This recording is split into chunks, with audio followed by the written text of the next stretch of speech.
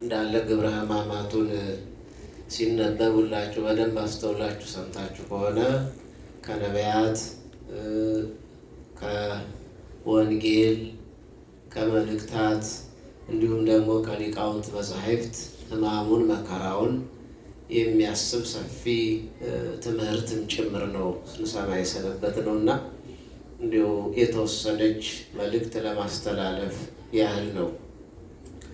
አባት ሆይ የሚያደርጉትን አያውቁምና ይቅር በላቸው። የሉቃስ ወንጌል ምዕራፍ 23 ቁጥር 34 ላይ ጌታችን በመጨረሻ የተናገረው ቃል ነው።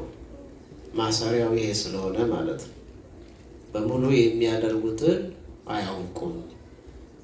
የክብርን ጌታ እንደሚሰቅሉት፣ እንደሚያንገላቱት፣ እንደሚገርፉት፣ መከራ እንደሚያደርሱበት ቢያውቁ ኖሮ ይህንን አያደርጉም። ይህንን ስለሚያደርጉ ከበደል ከኃጢአት አትቁጠርባቸው፣ ይቅር በላቸው። ይህንን ከመስማት የበለጠ ፍቅር የለም። ነፍሱን ስለ ወዳጆቹ አሳልፎ ከመስጠት ከዚህ የሚበልጥ ፍቅር ለማን አለው ነው ያለው። ጌታችን መጨረሻ የሰጠን ይህንን ነው። እንግዲህ አዳም በበደለ ዳግማዊ አዳም ሆኖ ለአዳም ቤዛ ሆኖ ለመካስ ነው አምላካችን የመጣው። ከሰኞ ጀምሮ እንደምታውቁት ብዙ ምክር ተደርጎበታል። ረቡዕ ምክራቸውን ጨረሱ። ሐሙስ ማታ ከምሽቱ 3 ሰዓት ለመያዝ መጡ በይሁዳ መሪነት። ማንን ትፈልጋላችሁ አላቸው። ኢየሱስን። እኔ ነኝ ሲላቸው ሊይዙት አልቻሉም። በፊቱ ፍግም ብለው ወደቁ። ምክንያቱም ያለሱ ፈቃድ መያዝ ስለማይችሉ ማለት ነው። አምላክነቱን እንዲረዱት እርሱ በፍቅር ነው የመጣው። ሁሉን ያደረገው በፈቃዱ ነው እንጂ አይሁድ ስላደሙበት የተለያየ መግረፊያ ማሰቃያ መሳሪያ ስለያዙ ከባለስልጣናት ጋር ስላጋጩት አይደለም። እሱ በፈቃዱ ወዶ ነውና ሁሉን የተቀበለው፣ በፈቃዱ ነውና ሁሉን ያደረገው። በፈቃዱ ተይዞ መከራ ተቀብሏል። እንግዲህ ዕፀ በለስን ወደ ገነት በገነት ወደ ዕፀ በለስ የሄደችው የሔዋን እግር ናት። ምዕመናን፣ የተቸነከረው ግን የመድኃኔዓለም እግር ነው። እንደምታዩት የዕፀ በለስን የቆረጠችው የሔዋን እጅ ናት። የተቸነከረው ግን የክርስቶስ እጅ ነው።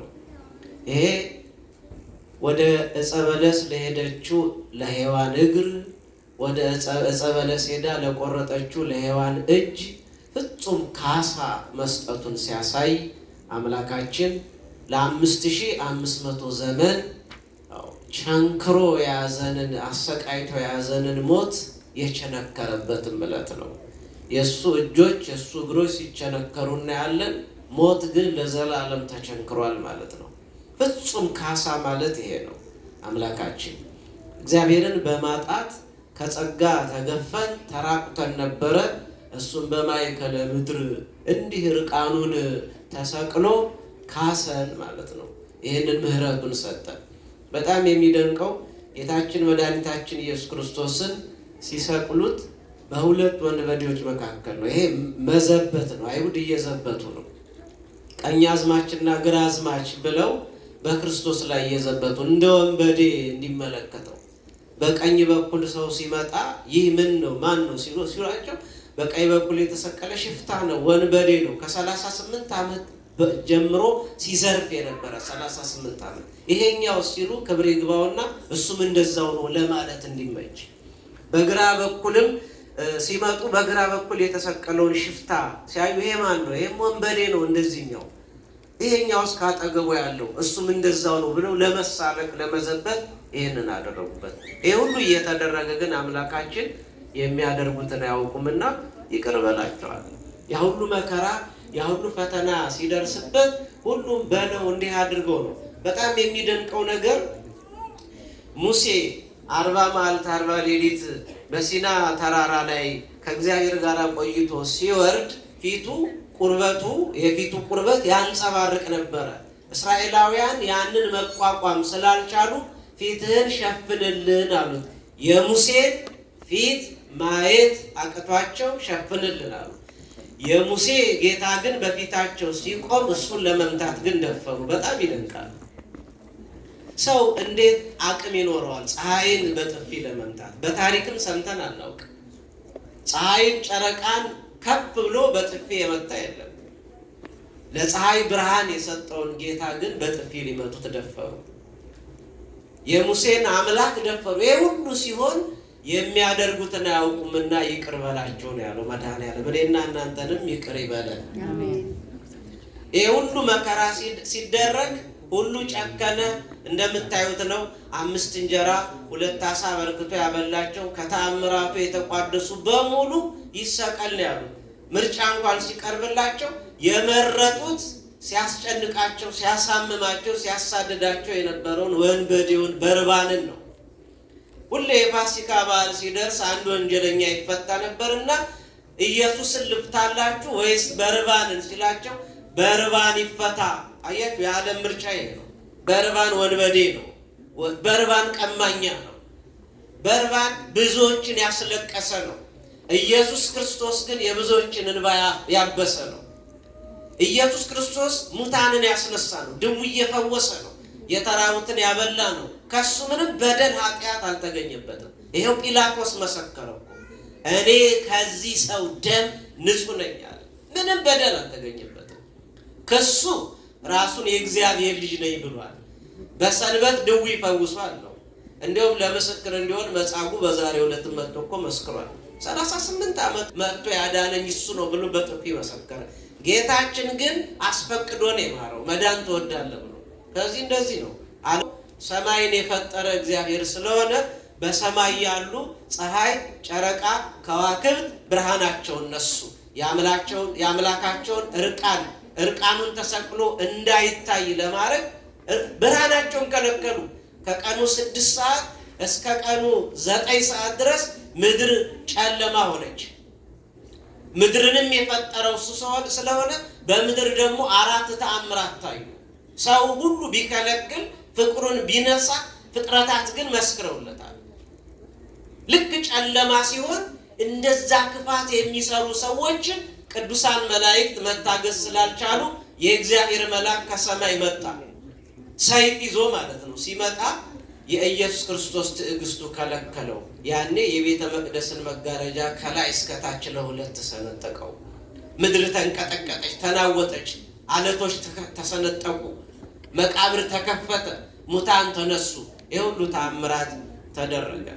አምላካችን መድኃኒታችን ኢየሱስ ክርስቶስ በመጨረሻ ግን ጽማ ነፍሳችንን የነፍሳችንን መራራ አምጥተው አቀመሱት። ያንን መራራ ሞት ከኛ ሊያርቅልን መራራውን ስለኛ ቀመሰ። ስለ ስም አጠራሩ ስሙ ለዘላለም የተመሰገነ ይሁን። እንግዲህ ፍቅሩን ትዕግስቱን ሁሉን አይተናልና ፍቅሩን ያስተማረን አምላካችን እግዚአብሔር የተመሰገነ ይሁን። የሰሩትንም እናስባለን እስከ መጨረሻና ከጌታችን ወዳጅ ከቅዱስ ዮሐንስ ተምረናል። እንግዲህ በመጨረሻ ዓርብ መቼም ቅድም ለሃ ማርያም ሲነበብ ሰምታችኋል። አሁን ጴጥሮስን ልንወቅሰው ሳይሆን ራሳችን እያሰብን ግን አልቅሰናል። እመቤታችን ቅድስት ድንግል ማርያም ያኔ አብራችሁ አልነበራችሁ እንዴ? ጴጥሮስ የት አለ? ማቴዎስ የት አለ?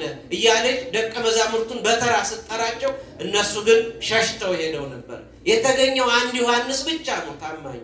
እናቱማ እናቱ ናት። ስለዚህ ማን ነው ዓርብ በመጣ ቁጥር የማይሸሽ? ዓርብ መከራ ነው። ዓርብ ፈተና ነው። ዓርብ ውጣ ውረድ ነው። ስለዚህ ያንን ተሸክሞ መዝለቅ ያስፈልጋል።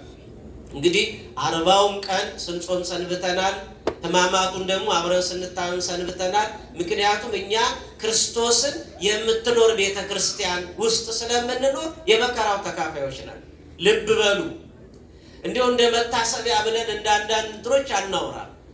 ኢየሱስ ክርስቶስ ከሊቶስትራ እስከ ቀራንዮ ድረስ 13ቱን ምዕራፍ ተሸክሟል። ሄደም አንዱን ምዕራፍ የቀሬናው ሰው ስምዖን ተሸክሟል። ቅድም እንደሰማችሁት ያ በስምዖን አንጻር ለቤተ ክርስቲያን ስለሰጣት ነው። ይችን አንዷን ምዕራፍ ነው እኔና እናንተ ተሸክመን ያለ ነው ማለት የምንወድቀው የምንነሳ። እግዚአብሔር አምላክ በደላችን አይቁጠርብን፣ ፍጻሜያችን ያሳምር።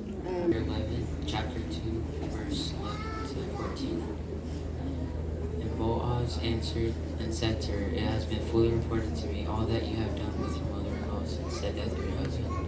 And now you have left your father and mother in the land of your birth, and have come to people who did not know yesterday or the day before. May the Lord repay your work, and may a full reward be given to you by the Lord God of Israel under the wings you have come to refuge. Then she said, "Let me find your favorite sight, my Lord, for you have comforted me and to eat. Come here and eat the bread and dip your piece of bread into the vinegar." So Ruth sat beside the reapers, and Boaz made a pile of grain for her. And she ate and was satisfied and kept some back. Jeremiah 18, verses 18 through 23.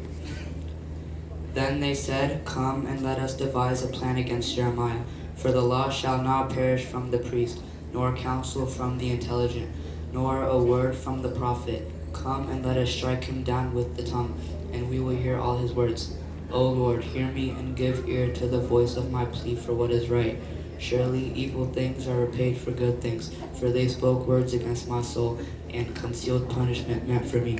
But remember, I stood before you to speak good things for them, so as to turn away your wrath from them. Therefore, give their sons to the famine, and gather them to the power of the sword. Let their wives become childless and widowed, and let their men be put to death in war. Let their young men fall by the sword. Let a cry be heard in their houses, for you shall bring robbers upon them suddenly, because they formed a plan to take me and hid snares against me.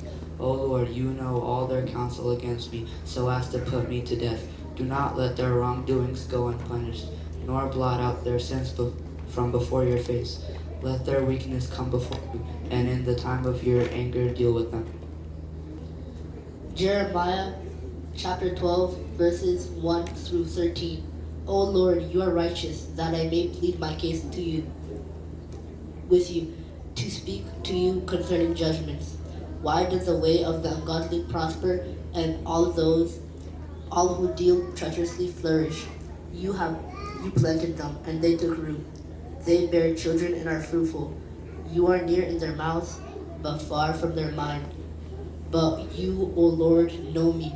You have proven my heart before you. Set them apart for the day of slaughter. How long will the land mourn and the grass of the fields wither because of the vices of those who dwell in it? The cattle and the birds are destroyed because they said, God does not see our ways. Your feet run and grow weary. Then will you prepare yourselves to run with horses? You are confident when the land is peaceful, but what will you do when the Jordan floods the land? But even your brothers in the house of your father dealt treacherously with you. They cried out and gathered together in pursuit of you.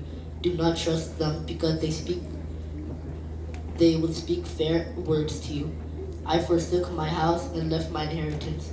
I gave my beloved inheritance into the hand of its enemies, for my inheritance became to me like a lion in the forest. It raised its voice against me, therefore I hated it. It is not my inheritance, is the cave of a hyena to me, or a cave it walks around. Gather together all the wild beasts of the field, and let them come to devour her. Many shepherds destroyed my vineyard and defiled my portion. Ruined the whole land was utterly destroyed for my sake, because there was no man who took it to heart. The tormentors come to passage in the desert, because the sword of the Lord will devour from one end of the land to the other.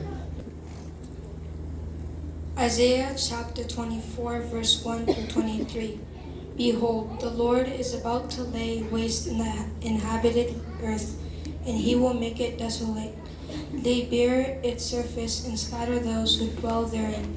And it shall be that the people shall be as the priest, the servant as the Lord, the maiden as the mistress, the buyer as the seller, the lender as the borrower, and the debtor as the creditor. The earth of the earth shall be poor, and few people will be left. The wine shall mourn, the vine shall mourn, and the merry-hearted will groan. The mirth of the tambourines will fulfill in wealth of the ungodly, and the sound of the harp have ceased.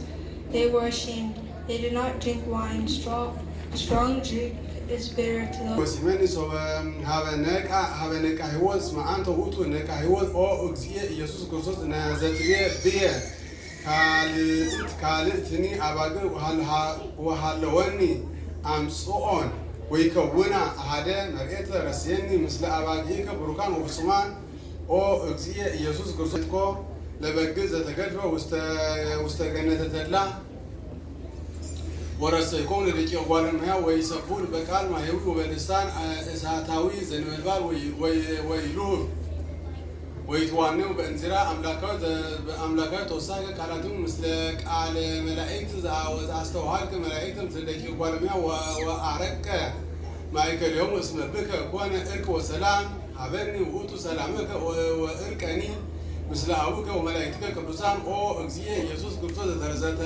زترجز جابوك بكنات وماس ووسع منه دم وماء أستيني وفوسني بزنتو فلنك عماي زبطو كدسكو العالم أو إنجبوا الدم وسعت هيوان وولدت أنقاد مدر كما هو أوصاك إنجبوك ما يوز تولدنا ولد لما نقصت سماي لأني مزاتي بكما إرس هوذا أنت ألباتي مالت وأيو بك وإرس هوذا بسمك وبسمك يتلكى واستلبيه